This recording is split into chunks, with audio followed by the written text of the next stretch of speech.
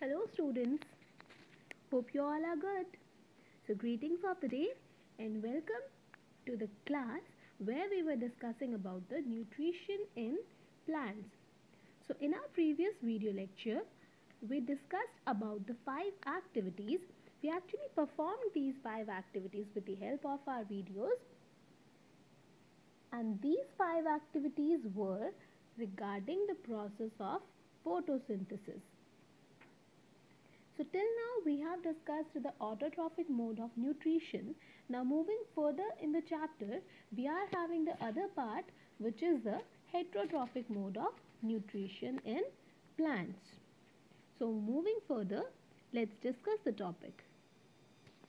So today the topic of discussion is the heterotrophic mode of nutrition in plants, and it is actually the mode of nutrition which is carried out by the non-green plants.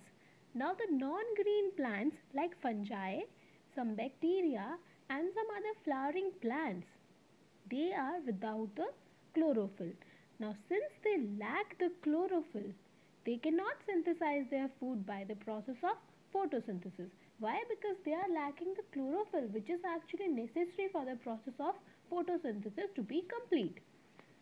So for these plants, the non-green plants, like the animals, they also depend upon the green plants for their food as well as their nutrition. Therefore, the heterotrophs are what? The heterotrophs are the organism including the plants and the animals which cannot manufacture their food, and they derive it from where? They derive it from the green plants which are called autotrophs.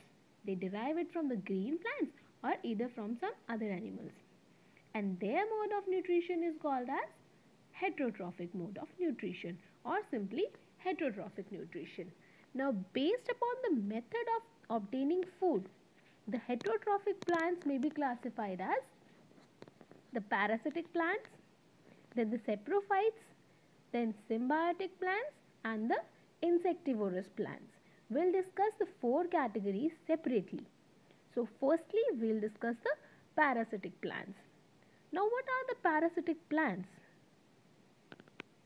The non-green plants that obtain their food from some other green plants. They are the parasitic plants. And the plant that provides food to these parasitic plants, they are called as host plant. So the parasitic plants are non-green and the host plant is obviously green because it is preparing its food by its own. So the parasitic plants are dependent on some other plant. So the plant which is dependent, that is the parasitic plant, and the plant which is providing the food, that is the host plant. That means the dependent plant is parasitic plant, and on which the plant is dependent, that is the host plant.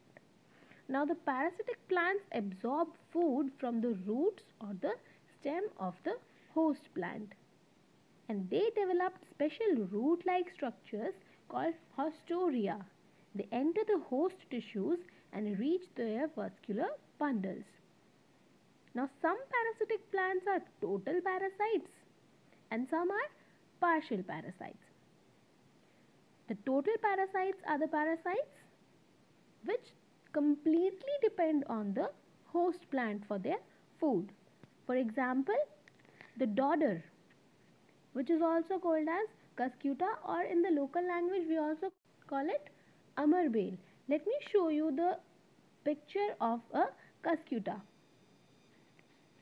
So this is one picture of a dodder or a cuscuta, or we can say an amarbale. You are seeing this yellow portion which is non-green. The green portion is the host plant which is preparing its food for itself, and the yellow part, that is non-green, that is not able to prepare its own food, and it is dependent on this host plant which is green. So this is the cuscuta, which is in the category of total parasites. This plant completely depend on the host plant for their food.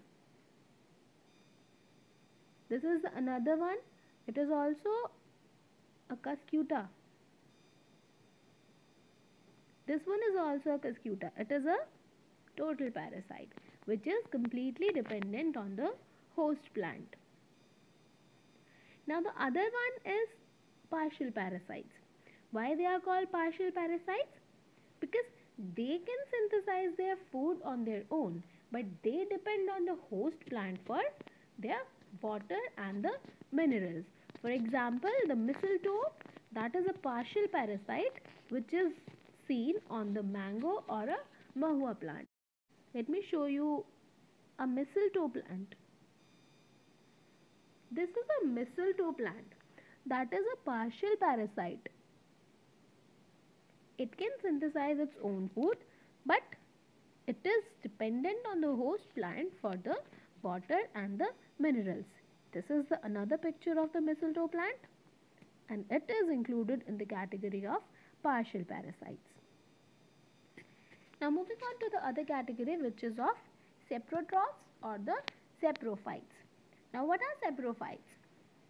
These are also the non-green plants which obtain their food from some dead and decaying plants or the animals. These are the saprophytes or the saprotrophs. And the examples in the category of saprotrophs, these are the agaricus, which is known as mushroom, fungi, yeast and the bacteria. From where they are obtaining their food? They are obtaining their food from some dead or decaying organic matters. What they actually do is they grow on the decaying organic matter. How they get the nutrient or food for themselves? They actually release some digestive enzymes on the decaying matter or the animal excreta, and these enzymes which are released by the saprophytes, they break down the complex compounds into the simple ones, and these simple compounds are then absorbed by the saprophytes, and the nutrition is taken from the host. And this type of nutrition is known as the saprotrophic mode of nutrition. And the plants which carry out this mode of nutrition, they are called saprotrophs.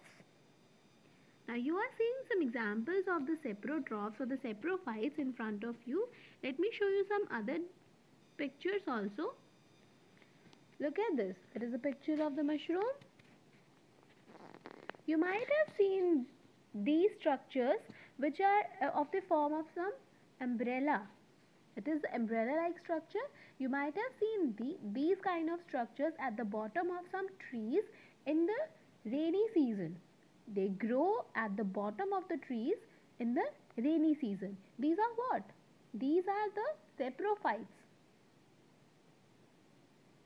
which depend upon some other host for their nutrients, and from where they get the nutrients? They get the nutrients from some dead and decaying organic matter, and from that particular matter they get their food and the nutrition. This is the other one. This is the other picture of the saprophytes. It is the other one. These are all included in the category of saprophytes. Now you might have seen that if some bread piece is left for some days, a cottony mass of threads grow over it. Let me show it like this.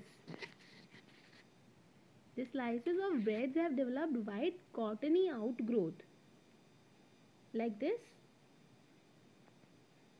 What is this? This white cottony mass is a mesh of fine thread-like structures, and these are actually the mycelia of the bread mold. This is the bread mold, and this is also included in the category of saprophytes only. Now when we are talking about the saprophytes, let me just update you with the knowledge that is very interesting to know about a unicellular animal which is called as Euglena. It is a unicellular animal which is having a dual mode of nutrition, autotrophic as well as the heterotrophic. What is Euglena? It is a unicellular animal which is green. And what the important fact is that it is autotrophic in the presence of light only. It carries out the autotrophic mode of nutrition in the presence of light. It is green. It is containing chlorophyll. So it can synthesize its food and having autotrophic mode of nutrition in the presence of light only. But in the absence of light, it becomes heterotrophic. Because no light is there, the photosynthesis process doesn't complete and it undergoes the heterotrophic mode of nutrition. Let me show you the picture of a Euglena. This is the Euglena. This is the other one. It is a unicellular animal which is having a dual mode of nutrition. Here the different cell organelles are shown. It is green in color. It is having chlorophyll, but it undergoes the autotrophic mode of nutrition only in the presence of light. And in the absence of light, it undergoes the heterotrophic mode of nutrition. And the other interesting thing to know is about a plant. The plant that bears the largest flower in the world. It is also a parasitic plant. Its flower may be 106 cm in diameter and about 10 kg in weight. Can you imagine a flower which is having a weight of 10 kg?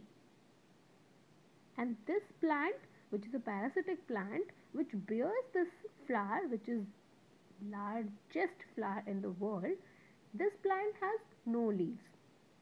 And since it was discovered by Sir Stamford Raffles on a tour to Sumatra, hence it is named after him as Rafflesia. Let me show you the picture of this largest flower, which is largest all over the world, and it weighs 10 kgs in weight. Yes, here it is. This is the Rafflesia flower. Just look at the size of this flower. It is actually the largest flower in the world, and the plant which is bearing this flower, it is the parasitic plant.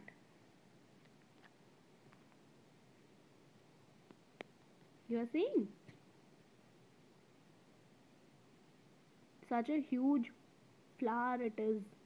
This is the internal structure. What is the name of this flower? The name of this flower is Rafflesia. Now coming on to the third part, which is of the symbiotic plants. Here we'll discuss about the two words that are symbiosis or the mutualism. Now what is symbiosis? When two organisms live together and share shelter and nutrients, their association is called as symbiosis or the symbiotic relationship, and the organisms that share this association, which is called symbiosis, these organisms are called as symbionts. Now the word symbiosis, that is a combination of two Greek words. First is the sym, which is having the meaning with, and biosis, which means living. So the symbiosis word, it means living together. In the symbiosis or mutualism, two different types of organisms live and work together for their mutual benefit from each other. So in the symbiotic relationship, what we are actually saying is the two organisms which are sharing the symbiotic relationship, either they are benefiting each other, either there is a positive benefit where one is benefiting the other. So the two, both of them are benefiting by each other, or there may be the second case where one is benefiting by the other one and the other is having no loss. Two such examples of the symbiotic relationship are, first is the Rhizobium bacterium, and the second one is the example which is of the lichens. We'll discuss the two separately. So coming to the first example, which is the bacterium called Rhizobium. Earlier also I have discussed about this kind of bacteria that is known as Rhizobium, which is involved in the conversion of the atmospheric nitrogen into some soluble nitrates and the nitrites. Earlier also we have discussed about it. Where this bacterium, which is called Rhizobium, lives, it lives in the roots of the leguminous plants. Now what are these leguminous plants? The leguminous plants include the gram, moong, urad, peas and beans. These are the leguminous plants, and the roots of these leguminous plants have nodules. And the bacterium that is called as Rhizobium, it lives in these root nodules of the leguminous plants. And one such bacterium, which is called Rhizobium, this is responsible for the conversion of the atmospheric nitrogen into some other forms, which is known as nitrogen fixation, which we will study in the higher classes. In this process, the atmospheric nitrogen is converted to some soluble nitrates and nitrites, which are taken by the plant from the soil. Now we are aware of the fact that atmosphere is having a bulk of nitrogen in it, but this nitrogen cannot be directly utilized by the plant for the intake of nitrogen.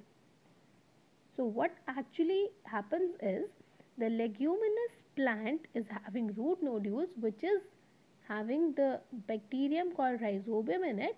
It converts the atmospheric nitrogen into some other forms which is then taken from the soil by the plant, and the nutrition of that particular nitrogen is fulfilled by this. Now how the Rhizobium and the plant share symbiotic relationship? Look, the Rhizobium bacterium, it cannot make its food. So it gets its food from where? It gets its food from the plant. And also the plant is providing shelter to it because it is residing in the root nodules of this leguminous plant. So Rhizobium is benefited by the food it gets from the plant and the shelter which is provided by the plant itself. And how the plant is benefited? The plant is benefited by the conversion that is done by the Rhizobium, where the Rhizobium bacterium is converting the atmospheric nitrogen into the soluble nitrates and nitrites, and then the nitrates and nitrites are taken from the soil by the plant, and the nutrition of nitrogen is completed with the help of this bacterium which is known as Rhizobium. So they share a symbiotic relationship with each other. Now coming to the second part, which is example of lichens. Now lichens are what? Lichens are the symbiotic organism in which an alga and a fungus live together and derive nutrients from each other. Now the alga is the singular form of the algae, and fungus, it is the singular form of the fungi. So the lichens are composite organisms composed of fungus and algae. Now in the lichens, the fungus is a kind of saprophyte and the alga, it is an autotroph. And since the alga is autotroph and it is green, it is having chlorophyll and it can synthesize the food by the process of photosynthesis. So the alga supplies food and fungus supplies the water and the minerals to the cells of the alga. So the two are benefiting each other. So they are also in a mutual relationship with each other, or we can say symbiotic relationship is shared by the two. Now one live example is also there. You are seeing in front of you a rhino and some birds which are sitting on the back of a rhino. They are also sharing the symbiotic relationship, and it is also an example of symbiosis. How? The rhino is having worms on its back, and the birds which are sitting over it, they are eating these worms. So the birds get to eat the worms, that means they are getting their food. while the rhino get rid of these worms also. So the two are benefiting each other. So they are also sharing the symbiotic relationship with each other. Now coming on to the last part, which is the insectivorous plants, and these plants are included in the category of partial heterotrophs as they are able to make their food by the process of photosynthesis, but to meet some other requirement they are dependent upon some other organism or some other plants. So in the category of insectivorous plant, one biggest example is of the pitcher plant. The insectivorous plants are actually the green plants and they can make their food by the process of photosynthesis, but to meet the nitrogen requirement they actually do what? They trap and digest the insect to meet the nitrogen requirement. These plants grow in the nitrogen deficient soil, and since they grow in the nitrogen deficient soil, so from where they will get the nitrogen requirement? They'll get the nitrogen requirement from the insects which it traps and digests. Pitcher plant is the one such example of an insectivorous plant, and in the pitcher plant the leaf is modified to form a pitcher like structure. In the pitcher plant,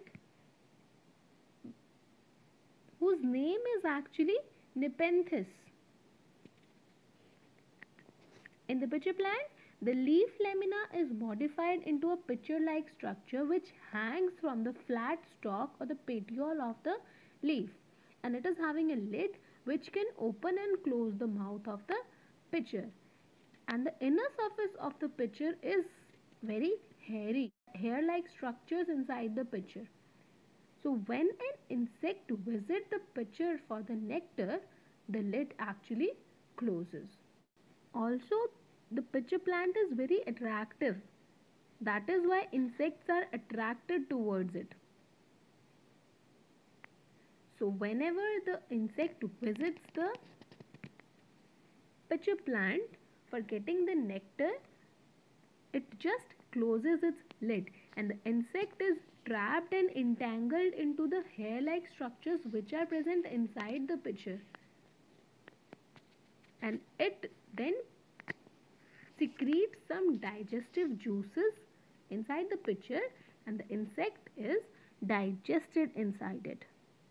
Let me show you the picture of a pitcher plant. You are seeing two small pictures in front of you. Let me show you some other pictures also. See, here we are having a pitcher plant. This is the another one.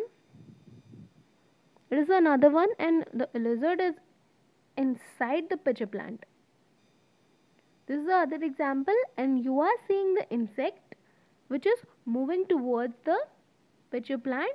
When it will reach the pitcher plant's mouth for obtaining the nectar, the lid will actually close and the insect will remain trapped and entangled into the hair.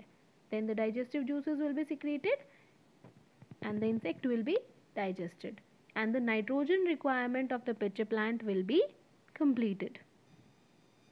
So this is all for the topic of heterotrophic nutrition.